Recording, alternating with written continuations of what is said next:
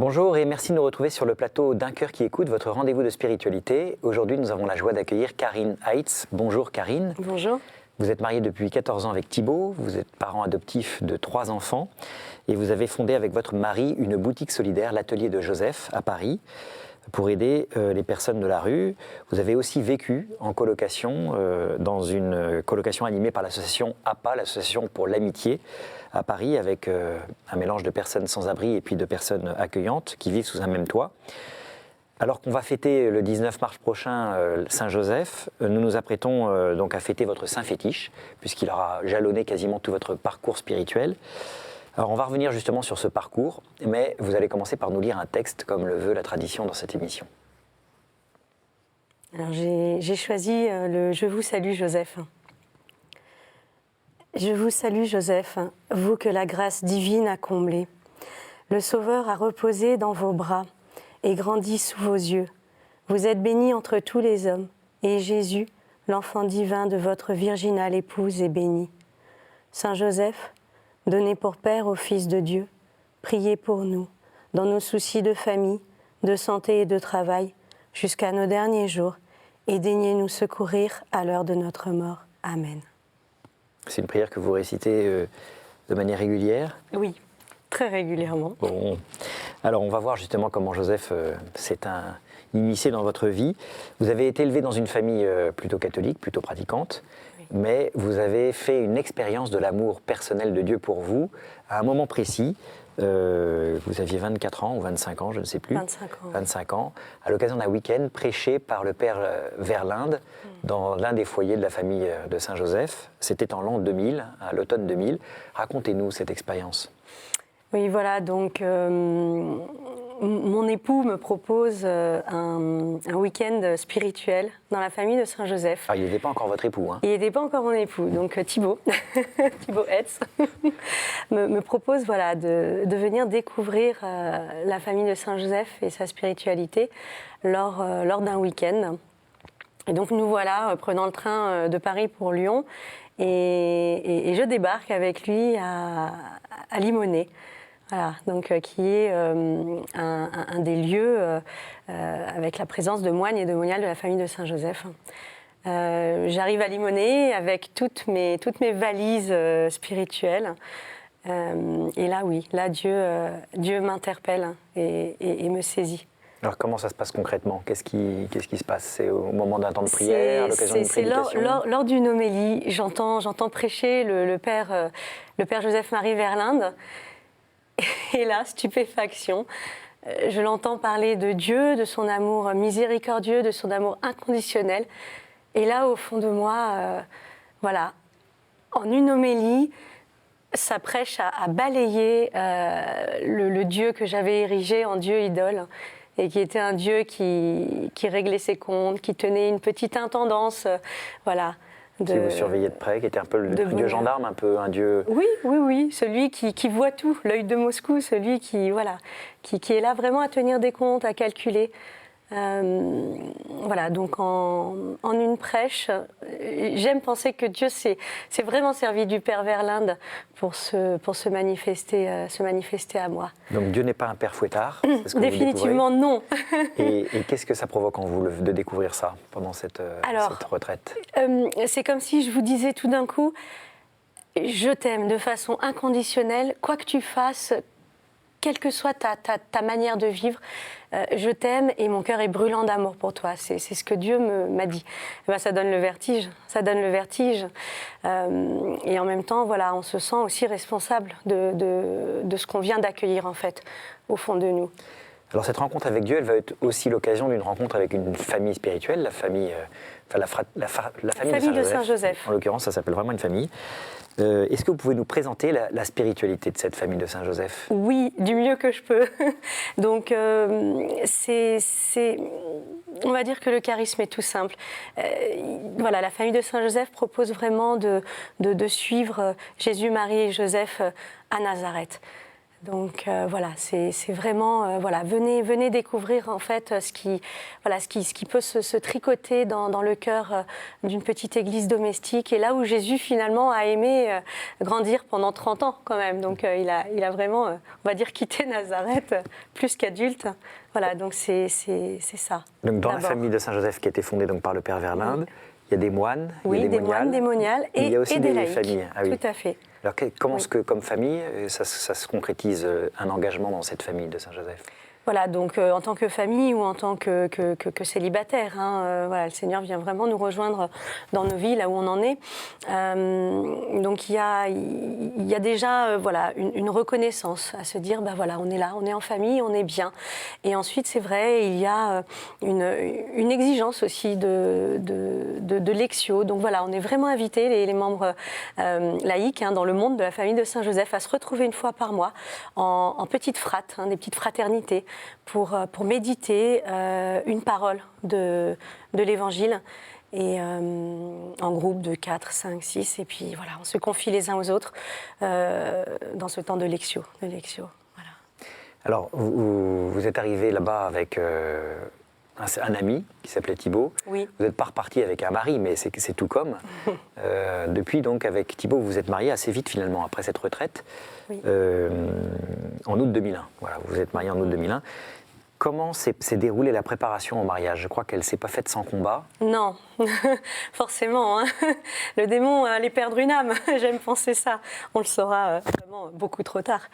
Mais oui, c'est de l'ordre du combat spirituel ce qui s'est passé voilà, pendant notre préparation vers le mariage, qui est un temps de préparation et de reconnaissance du futur époux.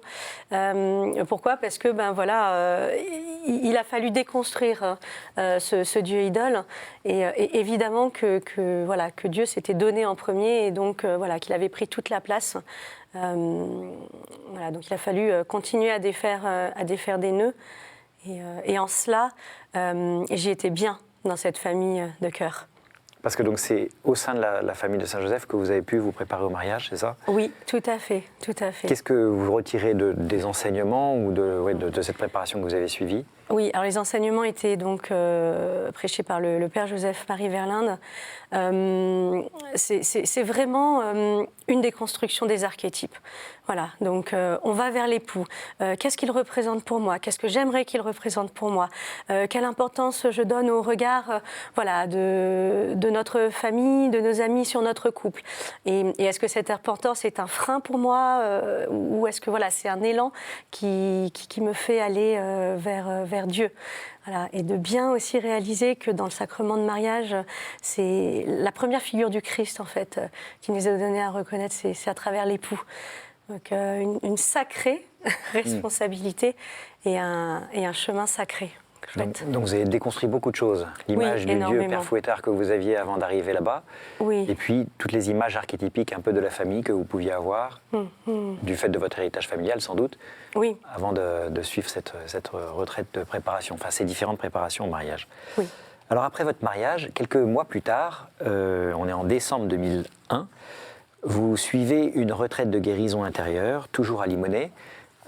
Qu'est-ce que vous allez expérimenter à l'occasion de cette retraite ? Voilà, donc il y avait une urgence à guérir, j'ai envie de dire, pour pouvoir vraiment avoir une relecture du chemin de ma vie pendant 25 ans où Dieu était là, attentif, patient. Et donc, pendant cette retraite, à laquelle j'ai vraiment été invitée par une phrase toute simple du Père Joseph-Marie Verlinde, encore une fois, qui disait « Mais voilà, on va continuer à déconstruire ensemble, et maintenant, il faut se tourner vers le Dieu d'amour. » Et voilà, son amour est brûlant, il rayonne. Donc, on y va progressivement, sinon on est un peu ébloui. Et ce progressivement, en fait, c'est fait pendant une session, dite de guérison spirituelle, de guérison intérieure, où on revient en fait aider des moines et des moniales de leurs prières, et par les enseignements et dans le silence, on revient sur qu'est-ce qui dans ma vie consciemment a poser un frein en fait à cette alliance que Dieu veut pour moi. Et on confie aussi la vie in utero et on confie aussi toutes nos générations qui ont été un peu des vecteurs de nos perceptions de Dieu. Et c'est ça qui est beau. Ça veut dire le visible et l'invisible à nos yeux, on le confie, on le dépose au pied de la croix. On dit Seigneur, voilà, continue ton œuvre sur moi et tout est donné. Tout est donné. Quels sont les fruits que vous avez pu découvrir à l'issue de cette retraite en vous, une sorte de sentiment de liberté intérieure plus grand? Ah oui, une grande paix, une grande joie et voilà le désir et la certitude déjà que Dieu s'est révélé pleinement dans son amour et que voilà, ça y est, je l'ai, le bon Dieu. et en même temps, aussi une responsabilité, je reviens là-dessus, parce que définitivement, l'habit du vieil homme est parti. Et des fois, il y a des petites poussières qui retombent sur le manteau, donc il faut juste secouer un peu. Donc voilà, des clés aussi, des clés pour aller et vivre dans le monde et ne laisser plus aucune place à l'ombre. Les premières années de mariage passent et l'enfant se fait attendre. Le désir d'enfant est là, mais l'arrivée de l'enfant se fait attendre. Comment est-ce que vous allez réagir face à cette non-fertilité ?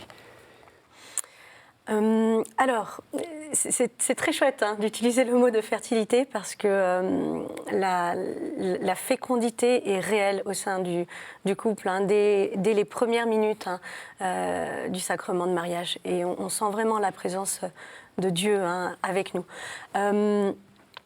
Une attente où il y a eu beaucoup d'interrogations et un désir de trouver des témoins en Église de couples qui peut-être dans leur vie n'ont jamais eu à accueillir un enfant. Donc déjà un premier désir qui était Seigneur, voilà, tu t'es pas trompé en nous créant et tu ne t'es pas trompé sur nos chemins de vie. Donc voilà, ce chemin de vie pour l'instant est sans enfant. Est-ce qu'il doit continuer sans enfant avec une fécondité ailleurs ou est-ce qu'il doit s'incarner en un enfant et à ce moment-là l'adoption. Mais l'adoption n'est pas du tout arrivée immédiatement comme réponse à cette non-fertilité. Est-ce que vous auriez réagi comme ça avant tout ce que vous avez vécu face Jamais. Jamais. Et c'est pour ça que les fruits ne se sont pas fait attendre. Et je rends grâce vraiment à Dieu pour cette réaction qui est une grâce pour le couple aussi, de pouvoir se dire, chouette, on n'est pas fertile, c'est que le Seigneur, il a un plan secret pour nous, qui n'est pas celui de 90% des couples, avec des chemins ordinaires et des parcours ordinaires. Non, avant, disons-le clairement, je me serais dit, j'ai sûrement fait quelque chose de mal pour que le Seigneur me sanctionne au point de ne pas pouvoir porter un enfant. Voilà. Mais heureuse la femme stérile. Alors en décembre 2005, vous partez en Inde à l'occasion d'une mutation professionnelle pour votre mari et vous souhaitez partir dans un pays pauvre. Donc c'est comme ça que vous arrivez en Inde. Pourquoi ce choix d'un pays pauvre ? Oui, alors on avait de cette attente de voir quelle serait notre fécondité est arrivé le désir de partir, de se détacher, de mettre à distance. C'est pas évident aussi pour un couple catholique pratiquant d'attendre un enfant dans le secret de son cœur ou d'attendre un chemin de fécondité. Nous, ça nous a été donné de le vivre sereinement. Donc on a eu besoin de partir. Et on s'est dit à ce moment-là, c'est évident qu'on doit aller dans un pays en voie de développement, en tout cas où la pauvreté et la misère soient débordantes dans les rues. Donc ça a pu se faire. L'Inde était la première sur notre liste. On avait un très beau témoignage de lecture du Père Sérac, ce livre magnifique qui est le programme de toute une vie, nos racines sont dans le ciel, nous portait. Et ça s'est fait. Et nous avons pu partir en Inde grâce au travail de Thibaut. Donc c'était chouette. Alors vous êtes resté là-bas quasiment 2 ans. Oui. Et vous allez vous investir dans une école d'un bidonville auprès d'enfants des rues à Chennai. Comment est-ce que vous avez pu pousser la porte ? Comment est-ce que la Providence en fait vous a amené dans cette école ? Alors tout d'abord, ce qu'il faut savoir, c'est que la veille de notre départ, on a vraiment confié notre départ au regard bienveillant de Saint Joseph. Et une petite anecdote, voilà, il y avait une prime qui était complètement optionnelle, et je nous revois avec Thibaut tout simplement prier devant Saint Joseph et dire, eh ben voilà, Saint Joseph, si tu permets cette prime, voilà, nous te la donnons et elle servira pour le service rendu au tout petit. C'est pas qu'on n'avait pas suffisamment d'argent pour le faire, mais on voulait voilà, donner encore plus d'amplitude, encore plus de place à Dieu par Saint Joseph dans nos vies. Donc la prime, on l'a décrochée, et donc ça nous a aussi donné voilà, une attention à ce que éventuellement le Seigneur allait vous dire du coup sur place. Exactement. Alors tout ça pour dire qu'en Inde, le Seigneur évidemment nous a montré et voilà, à profusion des petits frères qui étaient dans le besoin. Nous n'avons jamais touché à cette prime, on nous a tout donné là-bas, les services sociaux, les ambulances sanitaires, le matériel pour l'école du bidonville où il y avait 1000 enfants voilà, qui étaient dans cette école. Donc moi je les avais mes 1000 enfants. Hein. On me disait ah, vous êtes mariés depuis combien de temps? Bon, 4 ans. Et vous avez combien d'enfants? Et je répondais 1000. C'était toujours un peu surprenant. Et en même temps, elle était là, notre fécondité. Qu'est-ce que vous avez appris sur vous à l'occasion de ce dévouement auprès de ces enfants?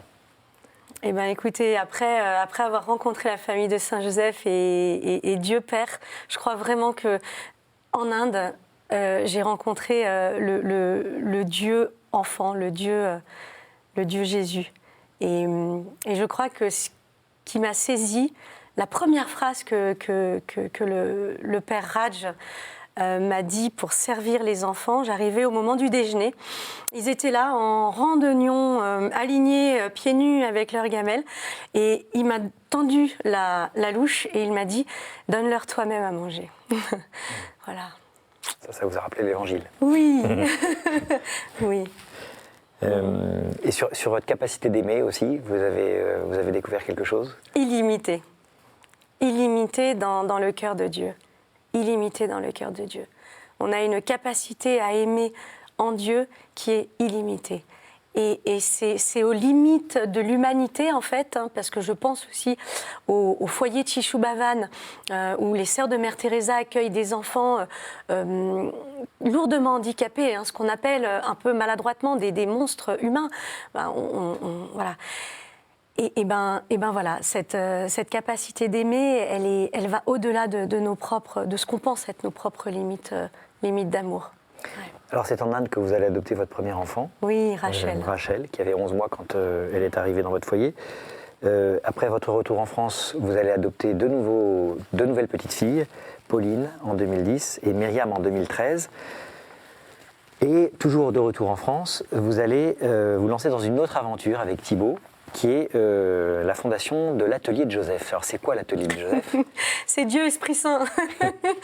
Non mais c'est vrai, Mère Teresa disait à ses volontaires, eh ben maintenant vous faites de Paris votre Calcutta, de Londres votre Calcutta, de New York votre Calcutta. Et en fait, par cette phrase toute simple, elle invite vraiment chaque volontaire à voir le tout petit en dehors de l'Inde en fait. Hein. Donc voilà, le tout petit, celui qui a vraiment besoin de nous, il est à la porte de nos foyers, il est en bas de notre rue et voilà, on y va. Et donc porté par cette parole, oui, l'Atelier de Joseph a vu le jour et l'Atelier de Joseph en fait est tout simplement une boutique qui vend ce que les gens donnent.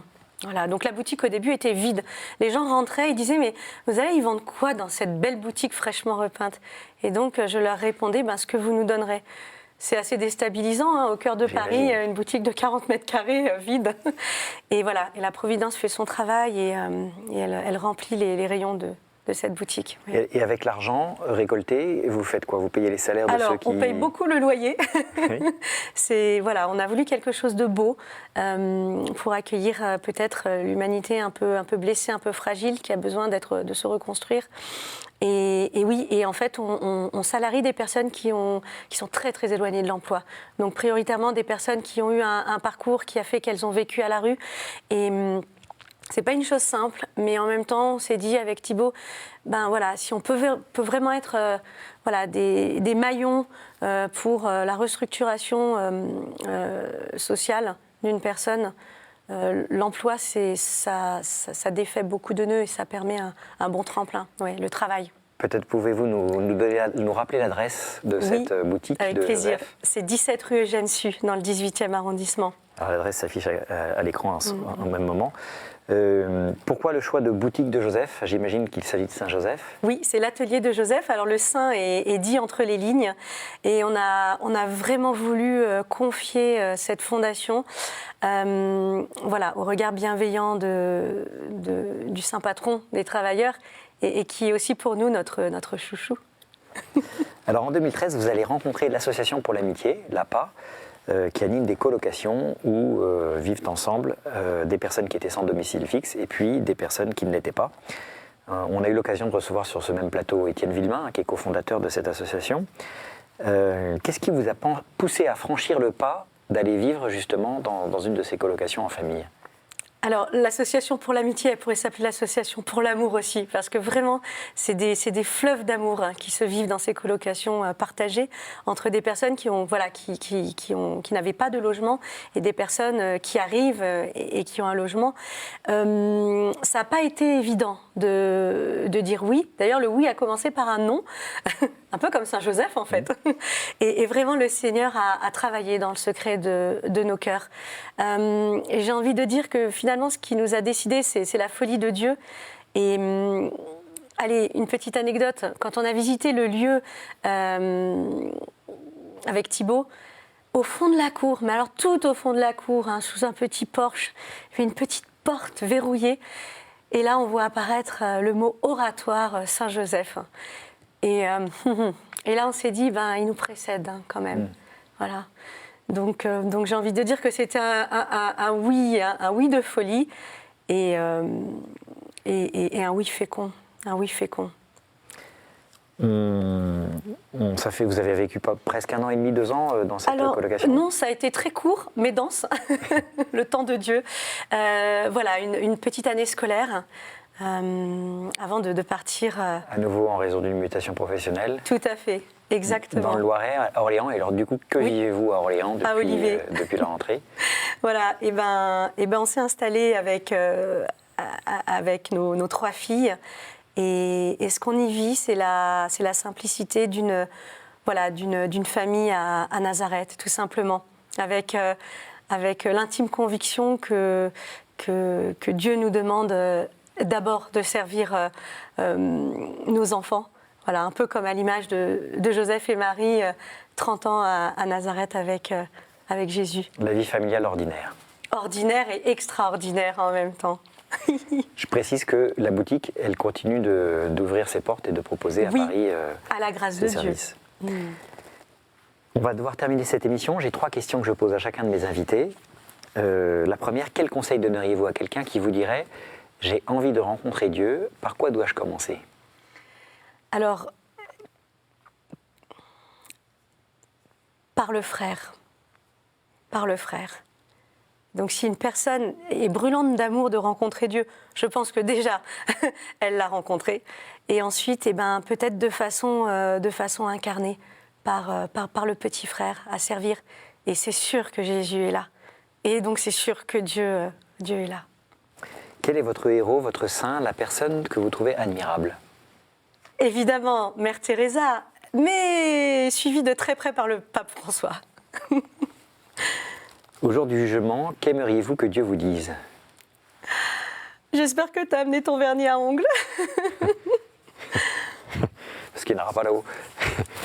Alors, merci beaucoup, Karine Heitz. Je rappelle donc qu'on va fêter bientôt Joseph, le 19 mars, à Saint-Joseph, et que effectivement Saint-Joseph a été particulièrement présent dans votre vie, avec votre mari Thibaut et vos 3 filles adoptées. Vous êtes donc membre de cette famille de Saint-Joseph, fondée par le Père Joseph-Marie Verlinde. Je rappelle que vous avez fait un certain nombre de choix de vie, édifiants, radicaux, qui vous ont poussé, sous la conduite de Saint-Joseph, à œuvrer auprès des enfants des rues de Chennai, dans une école d'un bidonville en Inde, à vous mettre en colocation avec des personnes issues de la rue à Paris, ou à lancer cette boutique solidaire, la boutique de Joseph dont vous nous avez parlé. 2 sites internet peut-être, pour ceux qui souhaitent en savoir plus, sur l'atelier de Joseph d'abord, donc atelierdeJoseph.free.fr. Et puis pour mieux connaître la famille de Saint-Joseph, fondée par le Père Verlinde, www.fsj.fr. Merci encore d'avoir accepté notre invitation. Merci à vous. Bonne fête de Saint-Joseph à vous. Bonne fête à vous aussi. Merci à nos téléspectateurs. Si vous souhaitez revoir cette émission, eh bien vous pouvez le faire en allant sur le site internet de KTO, www.ktotv.com. Sinon, nous nous retrouvons la semaine prochaine pour une nouvelle émission.